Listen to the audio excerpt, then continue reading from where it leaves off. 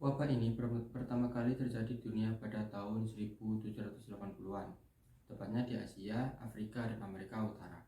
Pada awal kemunculannya, penyakit ini dinamakan dengue fever. Demam berdarah, dengue fever banyak ditemukan di daerah tropis dan subtropis.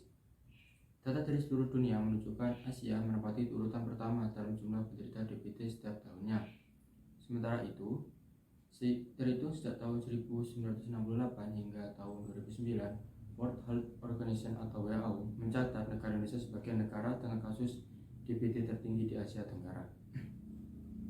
Penyakit demam berdarah, dengue atau DBT, masih merupakan salah satu masalah kesehatan masyarakat yang utama di Indonesia.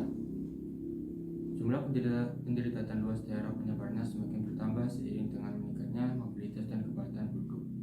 Di Indonesia, demam berdarah pertama kali ditemukan di kota Surabaya pada tahun 1968, di mana sebanyak 58 orang terinfeksi dan 24 orang diantaranya meninggal dunia. Angka kematian atau angka sebesar 41,3%, dan sejak saat itu penyakit ini menyebar luas ke seluruh Indonesia.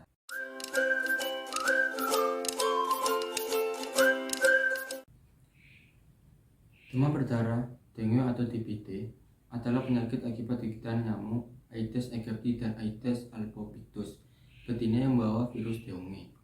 Menurut Kementerian Kesehatan Republik Indonesia, seekor nyamuk Aedes betina dapat terinfeksi virus dengue apabila nyamuk itu sebelumnya menghisap darah manusia yang sedang mengalami viremia. Viremia sendiri adalah kondisi akibat adanya kadar virus tinggi dalam tubuh. Viremia dapat mulai terjadi sejak 2 hari sebelum demam muncul sampai 5 hari setelah terasa pertama kali. Virus yang masuk ke dalam tubuh nyamuk sehat tadi akan berkembang biak selama 8-12 hari sesudahnya. Setelah masa inkubasi usai, artinya virus sudah aktif dalam nyamuk dapat mulai bisa menginfeksi manusia lewat gigitannya. Setelah nyamuk membawa virus itu menggigit manusia, virusnya akan masuk dan mengalir dalam darah manusia untuk mulai menginfeksi sel-sel tubuh yang sehat. Untuk mengatasi hal ini, sistem imun akan menghasilkan antibodi khusus yang bekerja sama dengan sel darah putih melawan virus. Respon imun juga mencakup pelepasan sel T sitotoksik atau limfosit untuk mengenali dan membunuh sel tubuh yang terinfeksi. Ke seluruh proses inilah yang kemudian memunculkan berbagai gejala DBT. Gejala DBT bisa mulai muncul sekitar 4 hingga 15 hari setelah gigitan nyamuk.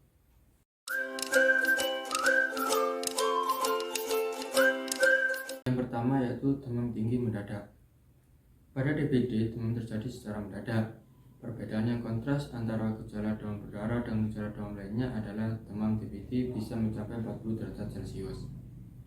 Demam yang terjadi akibat flu dan infeksi dari virus atau bakteri biasanya disertai dengan gejala bersin atau batuk. Sedangkan gejala demam pada DBT tidak demikian. Demam pada DBT bisa terjadi selama 2-7 hari. Gejala DBT ini juga dapat terjadi pada anak-anak. Yang kedua, nyeri otot. Setelah gejala demam terjadi, pengidap DBT akan merasakan nyeri pada beberapa bagian tubuh, seperti belakang mata, otot, sendi, serta tulang. Gejala ini biasanya disertai dengan tubuh menggigil dan berkeringat. Hal ini dapat terjadi pada 4 hingga 10 hari awal saat virus dengue memasuki tubuh. Nyeri otot dapat terjadi bersamaan dengan demam tinggi serta sakit di kepala dan juga dapat menjadi gejala DBT pada anak. Yang ketiga yaitu sakit kepala parah. Beberapa jam setelah mengalami demam, gejala selanjutnya yang akan muncul adalah sakit kepala parah. Biasanya rasa sakit terjadi di sekitar dahi. Sakit kepala parah juga disertai dengan rasa nyeri pada bagian belakang mata. Ini merupakan gejala umum yang sering terjadi. Dan yang keempat adalah mual dan muntah. Gejala DBT lainnya yang dapat terjadi pada anak-anak dan orang dewasa adalah mual dan muntah. Gangguan ini juga termasuk dalam masalah pencernaan, sehingga juga dapat menimbulkan rasa tidak nyaman pada perut dan punggung. Masalah ini dapat terjadi selama 2 hingga 4 hari setelah paparan virus masuk dan menyerang di tubuh. Dan yang terakhir yaitu kelelahan. Demam disertai nyeri otot dan masalah pencernaan yang terjadi pada pengidap DBT dapat menurunkan nafsu makan. Hal ini tentu menyebabkan tubuh menjadi kelelahan karena kurangnya asupan makan dan sistem imun tubuh yang lemah.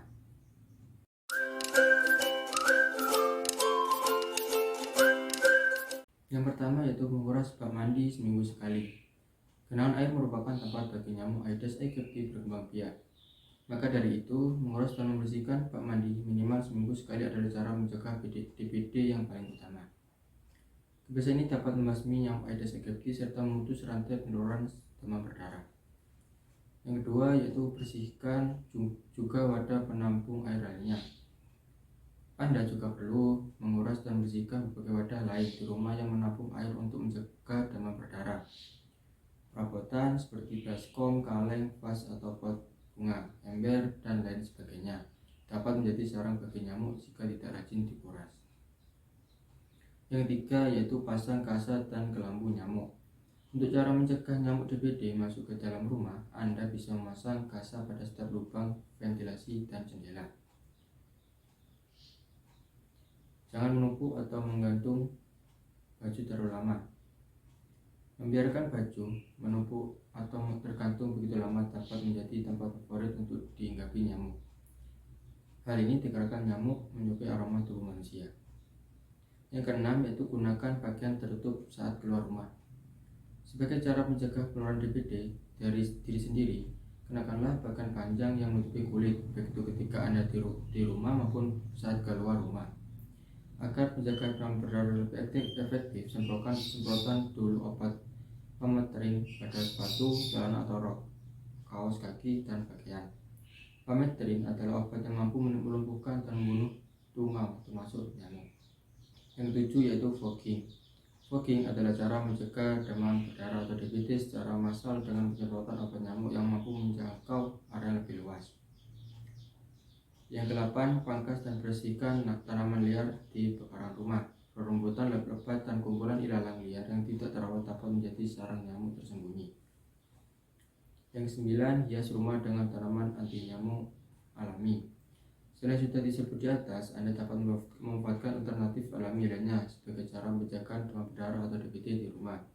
Misalnya menghiasi interior rumah dengan tanaman pengusir nyamuk seperti serai wangi, bunga lavender, daun peppermint, dan bunga geranium atau tapak darah. Yang ke-10, vaksin DBD. Tidak banyak yang tahu bahwa sebenarnya vaksin DONGE sudah lama ada di Indonesia. Vaksin DONGE pun juga sudah disetujui oleh BPOM RI. Vaksin diberi sebanyak 3 kali dengan cara antar pemberian dosis per 6 bulan. Yang ke-11, aturlah menu makanan yang kaya dan vitamin dan mineral seperti sayuran, buah-buahan, kacang-kacangan, serta daging. Berolahraga juga cara terbaik menjaga kesehatan tubuh. Guna menjaga demam berdarah, usahakan untuk olahraga secara rutin, tidak perlu terlalu berat. Contohnya seperti cukup berjalan santai selama 30 menit per hari.